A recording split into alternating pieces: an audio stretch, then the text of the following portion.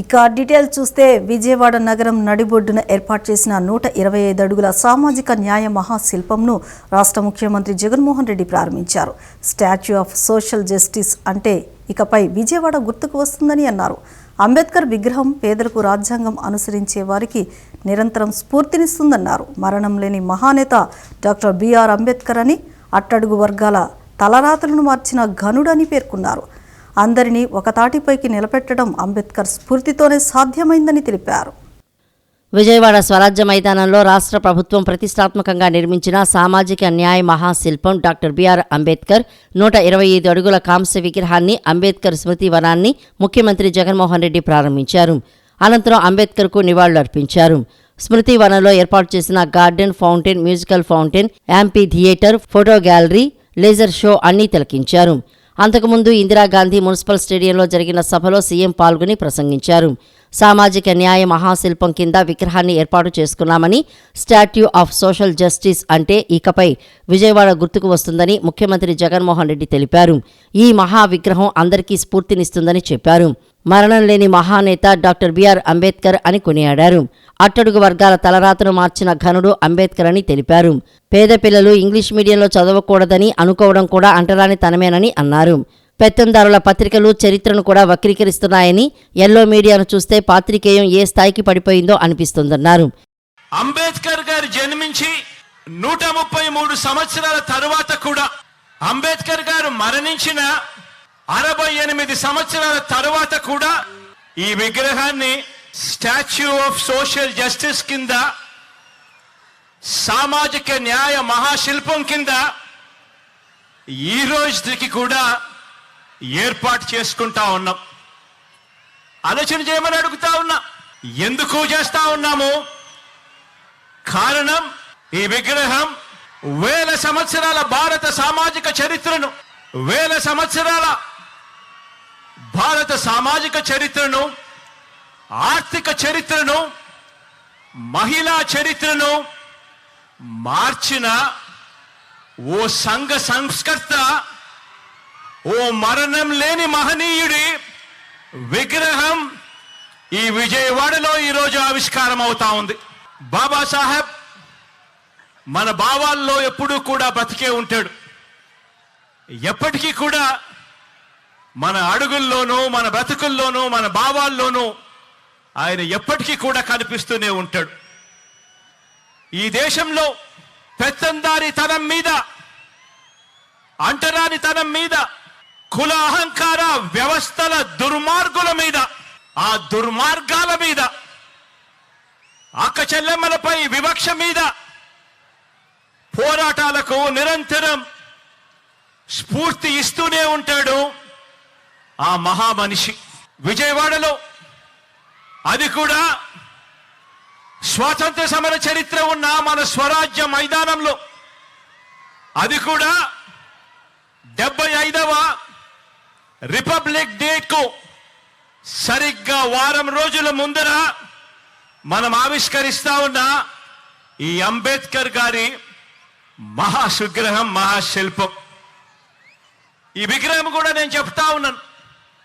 ఈ విగ్రహం చూసినప్పుడల్లా కూడా, ఈ విగ్రహం పేదల హక్కులకు, మహిళల హక్కులకు, మానవ హక్కులకు, ప్రాథమిక హక్కులకు, సమానత్వ ఉద్యమాలకు, రాజ్యాంగ హక్కులకు నిరంతరం కూడా ఈ విగ్రహం స్ఫూర్తి ఇస్తూనే ఉంటుంది అని చెప్పి కూడా ఈ సందర్భంగా తెలియజేస్తా ఉన్నాను.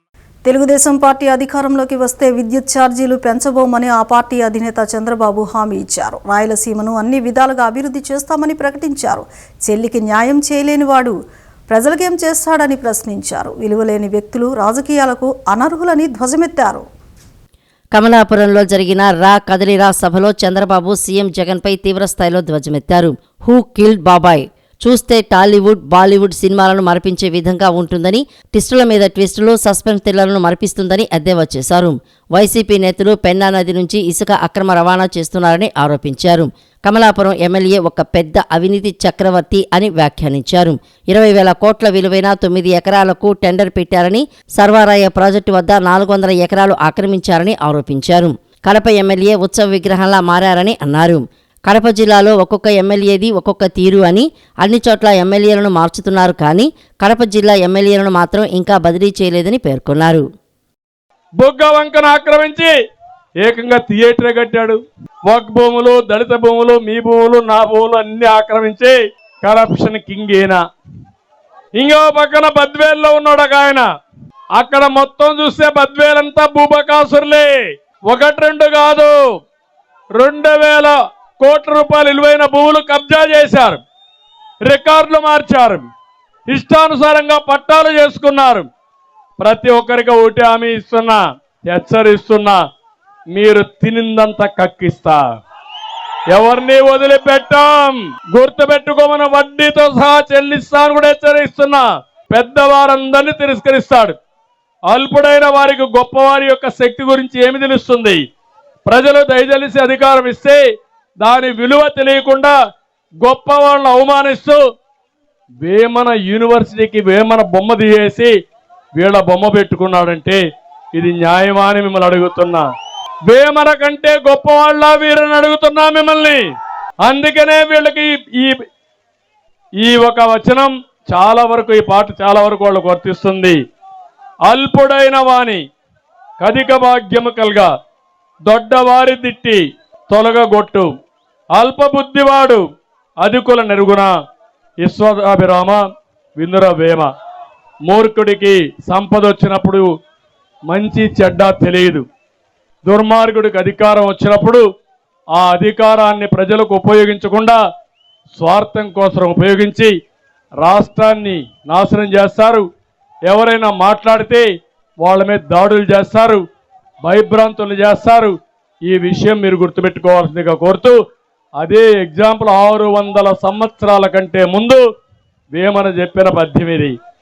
600 సంవత్సరాల తర్వాత రాయలసీమ యూనివర్సిటీకి వేమన యూనివర్సిటీ పెడితే అక్కడ వేమన విగ్రహాన్ని తొలగించి వీళ్ళు విగ్రహాలు పెట్టుకున్నారంటే ఎంత అల్పులో మీరు ఒక్కసారి ఆలోచించాలి. అది నా బాధ. సైకో కరెక్ట్ నేమేనా ఇది? నేను అందుకే చెప్పామన్న భోగి రోజున, ఈరోజు భోగి మనకందరికి పండగ, రాష్ట్రాన్ని పరిపాలించేది మాత్రం ఎవరు? ఆ రోజే నేను చెప్పాను మీ అందరికీ, మానసిక రోగి ఈ రాష్ట్రాన్ని పరిపాలిస్తున్నాడని. అందుకే ఒక విషయం గుర్తుపెట్టుకోండి, ఒక ఇంటి కుటుంబ పెద్ద చెడు వ్యక్తి అయితే కుటుంబం మొత్తం నాశనం అయిపోతుంది.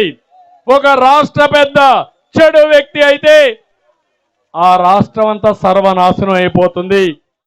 విజయవాడ స్వరాజ్య మైదానంలో సామాజిక న్యాయ మహాశిల్పం ఆవిష్కరణ కార్యక్రమంలో భాగంగా నిన్న సాయంత్రం లేజర్ షో ప్రదర్శించారు. సీఎం జగన్ ఇతర మంత్రుల సమక్షంలో ఈ షో ప్రదర్శించారు. అంబేద్కర్ విగ్రహం ప్రారంభించే ముందు విజయవాడ నగర ప్రాధాన్యత గురించి సీఎం జగన్ అంబేద్కర్ విగ్రహం గురించి మాట్లాడిన స్పీచ్ జత చేసి ప్రదర్శించిన ఆడియో విజువల్స్ సైతం చూపరులను కట్టిపడేశాయి.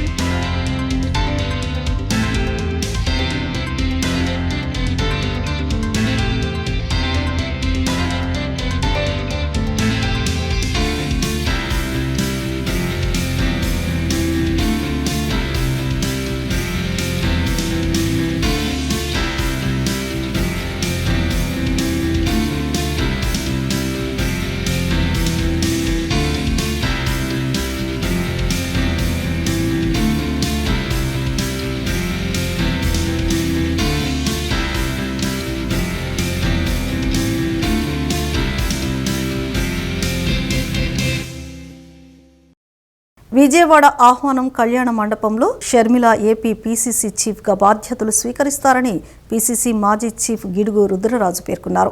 కాంగ్రెస్ పార్టీలో చేరేందుకు మాతో చాలా మంది టచ్లో ఉన్నారని, వైసీపీ నుంచి ఎవరెవరు వస్తారనే విషయాలను షర్మిల చెబుతారని ఆయన వ్యాఖ్యానించారు. కాంగ్రెస్ పార్టీలో త్వరలో చాలా మంది చేరబోతున్నారని ఏపీ పీసీసీ మాజీ చీఫ్ గిడుగు రుద్రరాజు పేర్కొన్నారు. ఇతర పార్టీల నుంచి ఎవరెవరు కాంగ్రెస్ పార్టీలోకి వస్తారనే దానిపై ఇప్పటికే తాను షర్మిల మాట్లాడుకున్నామని ఆయన వెల్లడించారు. కాంగ్రెస్ పార్టీలో చేరేందుకు మాతో చాలా మంది టచ్లో ఉన్నారని, వైసీపీ నుంచి ఎవరెవరు వస్తారనే విషయాలను షర్మిలే చెబుతారని ఆయన వ్యాఖ్యానించారు. విజయవాడ ఆహ్వానం కళ్యాణ మండపంలో రేపు షర్మిల ఏపీ పీసీసీ చీఫ్గా బాధ్యతలు స్వీకరిస్తారని తెలిపారు. షర్మిల బాధ్యతల స్వీకరణ కార్యక్రమంలో ఏపీ వ్యవహారాల ఇన్ఛార్జ్ మాణిక్యం ఠాగూర్ సహా పలువురు ఏఐసీసీ పెద్దలు, సీనియర్ నేతలు పాల్గొంటారని చెప్పారు. మధ్యాహ్నం పీసీసీ అధ్యక్షురాలి హోదాలో షర్మిల ఆంధ్రరత్న భవన్కు వస్తారన్నారు. ఇడుపులపాయలో వైఎస్ఆర్ ఘాట్ వద్ద షర్మిల నివాళులు అర్పిస్తారని తెలిపారు. 14 నెలల పాటు పీసీసీ చీఫ్గా ఉన్నానన్న రుద్రరాజు సహకరించిన ప్రతి ఒక్కరికి ధన్యవాదాలు తెలిపారు. సిడబ్ల్యూసీలో ప్రత్యేక ఆహ్వానితుల జాబితాలో తనను చేర్చినందుకు అధిష్టానానికి కృతజ్ఞతలు తెలిపారు. బందర్ రోడ్లో ఉన్నటువంటి ఆహ్వానం అనేటువంటి ఒక కళ్యాణ మండపంలో, ప్రైవేట్ కళ్యాణ మండపంలో పార్టీ శ్రేణులు అందరినీ కూడా కలుస్తారు.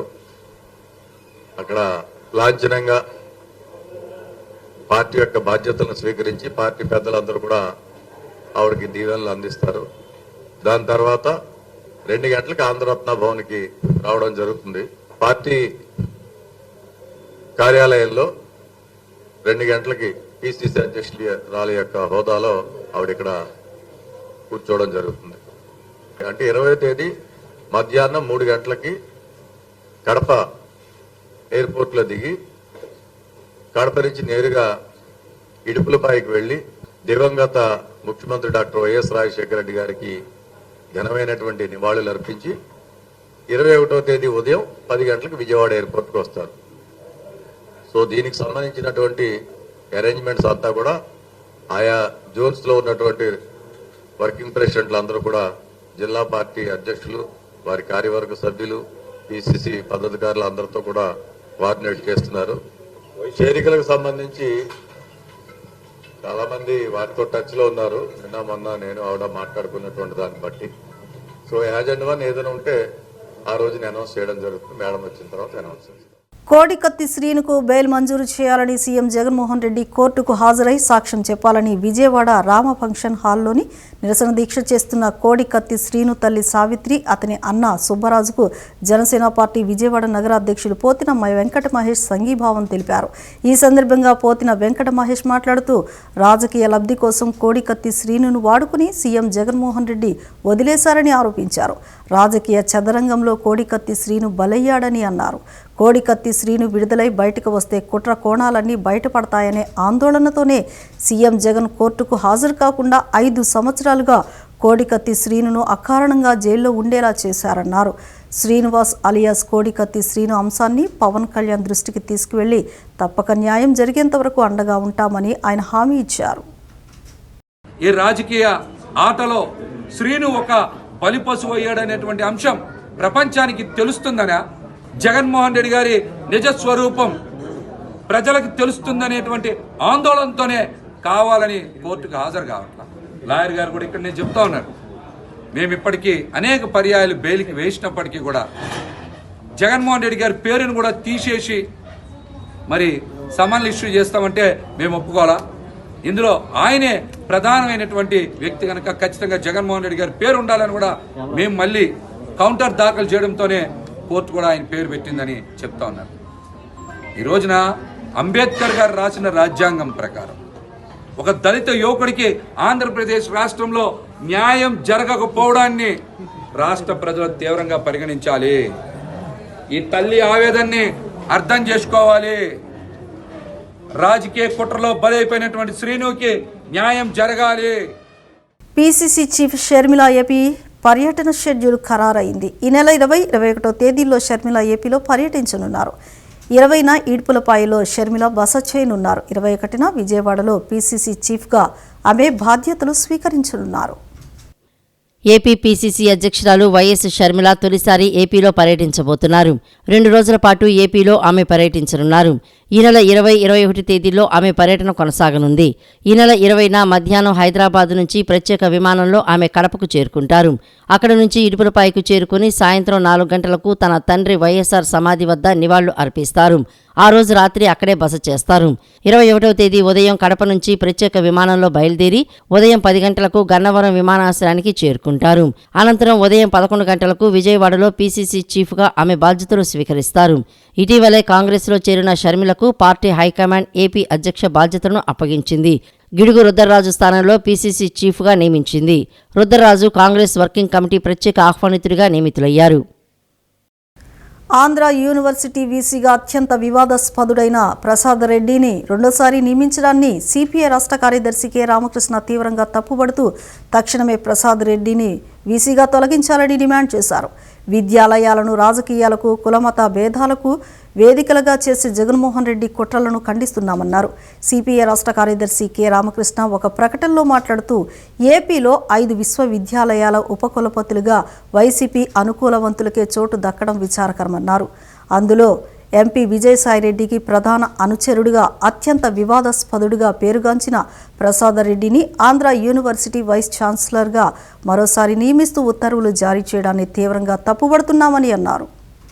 రాష్ట్రంలోనే కాకుండా భారతదేశంలోనే అత్యంత ప్రతిష్టాకరమైనటువంటి ఆంధ్ర యూనివర్సిటీ వైస్ ఛాన్సలర్గా అత్యంత వివాదాస్పదుడైన ప్రసాద్ రెడ్డి గారిని మరలా నియమించడాన్ని పూర్తిగా ఖండిస్తాం. మరి గవర్నర్ గారు ఈ రాష్ట్ర ప్రభుత్వం ముఖ్యమంత్రి గారు ఏది రికమెండ్ చేసినా సరే దాన్ని ఆమోదిస్తున్నాడేమని అర్థమవుతుంది. ఇది సరైనది కాదు. ఎందుకంటే ఇవాళ యూనివర్సిటీలో విద్యారంగ ప్రమాణాలను కాపాడాల్సింది పోయి మొత్తం వాటన్నిటి కూడా తుంగలో ఒక వైఎస్ఆర్ కాంగ్రెస్ పార్టీ కార్యకర్తగా పనిచేసినటువంటి ప్రసాద్ రెడ్డిని ఇలాంటి ప్రతిష్టాకరమైన యూనివర్సిటీ వైస్ ఛాన్సలర్గా నియమించడం అనేది సరైనది కాదు. రాష్ట్రంలో విజ్ఞులందరూ కూడా దీన్ని తప్పుపడుతూ ఉన్నారు. గవర్నర్ గారు దీన్ని వెనక్కు తీసుకోవాలని చెప్పి కూడా కోరుతా ఉన్నాం. అన్నిటికంటే ముఖ్యంగా జగన్మోహన్ రెడ్డి గారు ముఖ్యమంత్రి అయిన తర్వాత రాష్ట్ర వ్యాప్తంగా యూనివర్సిటీలన్నీ కూడా దివాళా తీయించాడు. ప్రత్యేకించి వాళ్ళు ఏ యూనివర్సిటీలో కూడా స్టాఫ్ లేదు, విద్యార్థులు కూడా సక్రమంగా వచ్చే పరిస్థితి లేదు. ఉన్నత విద్యారంగాన్ని అంతా కూడా ఇవాళ కాల రాస్తూ ఉన్నాడు. ఒక రకంగా చెప్పాలంటే దివాళా తీయించాడు. రాష్ట్రాన్ని ఎట్లయితే దివాళా తీయించాడో ఉన్నత విద్యారంగాన్ని యూనివర్సిటీల ప్రతిష్ట అంతా కూడా మంటగలిపాడు. మళ్ళీ మరోసారి మంటగలుపుతా ఉన్నాడు. కాబట్టి దీన్ని పూర్తిగా తప్పుపడతా ఉన్నాం, ఖండిస్తాం. నాయస్సీ నాయస్టీ అని చెప్పుకునే ముఖ్యమంత్రి జగన్మోహన్ రెడ్డి దళితులకు ద్రోహం చేశారని మాజీ మంత్రి దేవినేని ఉమామహేశ్వరరావు మండిపడ్డారు. దళితులకు రాజ్యాంగబద్ధంగా అమలు కావలసిన 27 సంక్షేమ పథకాలను రద్దు చేసి ఏ మొహం పెట్టుకుని విగ్రహావిష్కరణ చేస్తారని ప్రశ్నించారు. అంబేద్కర్ విదేశీ విద్యా పథకాన్ని 4 ఏళ్ల పాటు అటకెక్కించి అంబేద్కర్ పేరు తొలగించి జగన్ రెడ్డి విదేశీ విద్యగా మార్చి అంబేద్కర్ను అవమానపరిచాడని విమర్శించారు. ఎన్టీఆర్ జిల్లా కొండపల్లిలో వైఎస్ఆర్ కాంగ్రెస్ పార్టీ ప్రభుత్వంలో దళితులపై జరుగుతున్న దమనకాండకు నిరసనగా టీడీపీ మాజీ మంత్రి దేవినేని ఉమ, టీడీపీ శ్రేణులు, ఎస్సీ సెల్ నాయకులు నిరసన తెలిపారు. కోడి కత్తి శ్రీనుకు న్యాయం చేయాలని, దళితులపై దమనకాండ ఆపండి అంటూ పెద్ద ఎత్తున నినాదాలు చేశారు. ఎన్టీఆర్ జిల్లా కొండపల్లి మున్సిపాలిటీ ఇబ్రహీంపట్నం పార్టీ కార్యాలయం నుండి ఏ కాలనీ అంబేద్కర్ విగ్రహం వరకు నిరసన ర్యాలీ నిర్వహించారు. ఈ సందర్భంగా దేవినేని ఉమా మాట్లాడుతూ జగన్మోహన్ రెడ్డి సైకో పాలనలో దళితులపై దాడి జరగని రోజు లేదని ఆరోపణలు గుప్పించారు. రాష్ట్రంలో దళితులపై రోజుకో దాడి చేశారని, అసాంఘిక శక్తులు, అధికార పార్టీ రౌడీ మూకలు దళితులపై దమనకాండ సాగిస్తున్నా ఎటువంటి చర్యలు లేవని మండిపడ్డారు. 4.5 ఏళ్లలో దళితులపై 6,000కు పైగా దాడులు, 188 మంది దళితుల్ని హత్య చేశారని అన్నారు. నా ఎస్సీ నా ఎస్టీ అంటూ వదలగొట్టే జగన్ పాలనలో వారానికి 4 దళితుల హత్యలు, 6 ఆత్మహత్యలకు, రోజుకు 2 దళితుల దాడులకు, వారానికి 3 దళిత మహిళలు అత్యాచారాలకు గురవుతున్నారని ఆరోపించారు. సంవత్సరాలుగా కోడికత్తి శ్రీనుని రాజమండ్రి సెంట్రల్ జైల్లో అక్రమ కేసు బనాయించి ఎన్నికల్లో గెలవాలి, ఈ రాష్ట్రానికి ముఖ్యమంత్రి అవ్వాలి, తెలుగుదేశం పార్టీ మీద బురద చల్లటానికి కోడికత్తి డ్రామా ఆడి జగన్ రెడ్డి ఎన్నికల్లో గెలిచాడు. బాబాయిని గొడ్డలతో చంపించి ఇవాళ సానుభూతి ఓట్లతో 151 సీట్లు ఒక్క ఛాన్స్తో అధికారంలోకి వచ్చి 27 దళిత సోదరులకి సంక్షేమ కార్యక్రమాలు రద్దు చేశాడు. బెస్ట్ అవైలబుల్ స్కూల్స్లో పిల్లలు చదువుకుంటే తీసేశాడు. ఇవాళ ఒక డ్రైవర్ సుబ్రహ్మణ్యం అన్యాయంగా ఒక ఎమ్మెల్సీ అనంతబాబు చంపి డోర్ డెలివరీ చేసిన వాడు అధికార పార్టీ కార్యక్రమాల్లో ముఖ్యమంత్రి పక్కన కూర్చున్నాడు. ఒక నాగమ్మ గురించి చెప్పాలా, ఒక కిరణ్ గురించి చెప్పాలా, ఒక డ్రైవర్ సుబ్రహ్మణ్యం గురించి చెప్పాలా, ఒక ఓంప్రకాష్ గురించి చెప్పాలా, ఎన్ని చెప్పినా కూడా జగన్ రెడ్డి నువ్వు ఎస్సీ సోదరుల మీద, దళిత కుటుంబాల మీద, దళితుల మీద చేసిన దుర్మార్గాలు అన్నీ కావు. అనంతబాబుని దళితులను చంపి డోర్ డెలివరీ చేసిన అనంతబాబుని తీసుకొచ్చి నువ్వు పక్కన ఊరేగిస్తున్నావు. ఇంత దారుణమైన, అసలు నువ్వు దళితులను ఒక్కరినైనా 5 సంవత్సరాల్లో చంపిన వాళ్ళని, ఒక్క ఎమ్మెల్యేని కానీ, ఒక్క ఎమ్మెల్సీని కానీ, ఒక్క మంత్రిని కానీ, ఒక్క గోండాని కానీ నువ్వు ఖండించావా? లేదు. అందుకనే నీకు దళితులందరూ బుద్ధి చెప్పే రోజు దగ్గరలో ఉన్నాయి. తెలుగుదేశంలో ఉన్నప్పుడు కేశినేని నానికి మోసగాడుగా, ద్రోహిగా కనిపించిన జగన్ రెడ్డి నేడు గొప్ప వ్యక్తిగా కనిపించడం హాస్యాస్పదమని టీడీపీ అధికార ప్రతినిధి నాగుల్ మీరా పేర్కొన్నారు. పీఆర్పీ, టీడీపీల మాదిరిగానే త్వరలోనే వైసీపీ కూడా నానిని భరించలేమనే స్థితికి వస్తుందని అన్నారు. నానికి నైతిక విలువలు లేవు అనడానికి అతను చేస్తున్న వ్యాఖ్యలే నిదర్శనమని నాగుల్ మీరా విమర్శించారు. విజయవాడ ఎంపీ కేశినేని నానిపై టీడీపీ అధికార ప్రతినిధి నాగుల్ మీరా ధ్వజమెత్తారు. టీడీపీలో ఉన్నప్పుడు చంద్రబాబు పక్కన నిలబడ్డ వ్యక్తి నేడు వైసీపీ చోటా నాయకుల భజన చేసే దుస్థితికి వచ్చాడని విమర్శించారు. కల్తీ మద్యం క్వార్టర్ 200 రూపాయలకు ఎందుకు అమ్ముతున్నారో, లారీ ఇసుక 12,000కు అంతకుమించి అమ్మడంపై కేశినేని నాని మాట్లాడాలని నిలదీశారు. తెలంగాణలో అంబేద్కర్ విగ్రహ నిర్మాణానికి 150 కోట్లు ఖర్చయితే జగన్ రెడ్డి సర్కారు 400 కోట్లు ఎందుకు ఖర్చు పెట్టిందో నాని చెప్పాలని డిమాండ్ చేశారు. వచ్చే ఎన్నికల్లో నానిపై టీడీపీ అభ్యర్థి 2 లక్షల మెజారిటీతో గెలవడం ఖాయమని నాగుల్ మీరా స్పష్టం చేశారు. కనకదుర్గ ఫ్లైఓవర్ నిర్మాణంలో నాని పాత్ర చంద్రబాబుకి కాగితాలు అందించడమేనని అన్నారు. తెలుగుదేశంలో ఉన్నప్పుడు కేశినేని నానికి మోసగాడిగా, ద్రోహిగా కనిపించిన జగన్ రెడ్డి నేడు గొప్ప వ్యక్తిగా కనిపించడం హాస్యాస్పదమని పేర్కొన్నారు. పీఆర్పీ, టీడీపీల మాదిరే త్వరలోనే వైసీపీ కూడా నానిని భరించలేమనే స్థితికి వస్తుందని, నానికి నైతిక విలువలు లేవు అనడానికి అతను చేస్తున్న వ్యాఖ్యల నిదర్శనమని నాగుల్ మీరా పేర్కొన్నారు.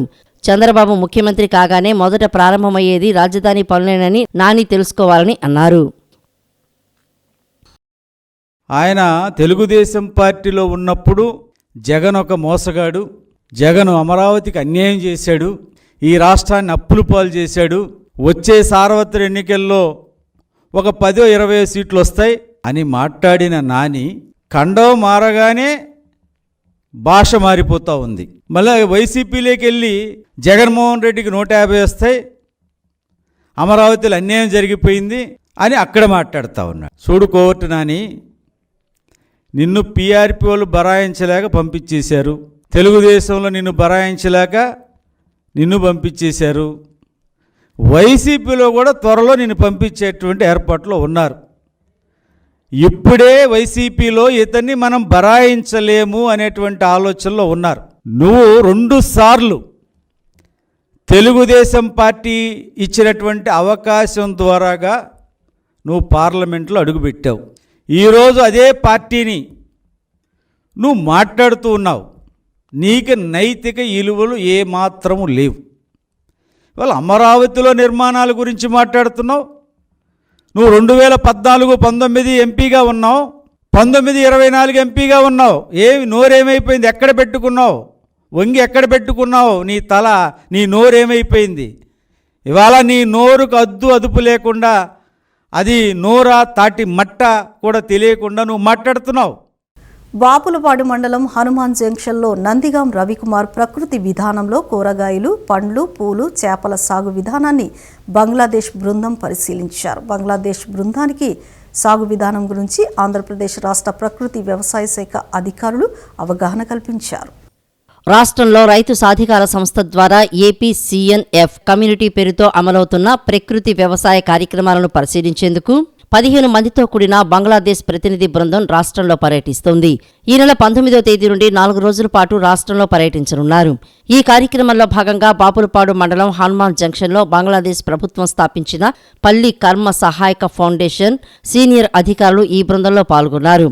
వ్యవసాయ క్షేత్ర పర్యటనలో భాగంగా ఈ బృందం తొలి రోజు కృష్ణా జిల్లాలోని బాపులపాడు మండలం గ్రామంలోని రైతు సాధికార సంస్థ అధికారులు జీవ ఎరువుల తయారీపై అవగాహన కల్పించేందుకు ఏర్పాటు చేసిన లైవ్ డెమోన్స్ట్రేషన్లో బీజామృతం, ధృవ, జీవామృతం తయారీని పరిశీలించారు.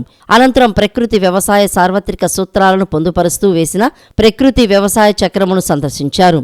బాపులపాడు, కానుమోలు గ్రామాల్లో వెజిటబుల్ మోడల్ను, పప్పు ధాన్యాలు అంతర్పండుతో సాగు చేస్తున్న A grade model ATM, anytime money మోడల్ను సందర్శించారు. We are from Bangladesh and we are the representative from Bangladesh, and our organization is Polli Karma Sahayak Foundation, PKSF.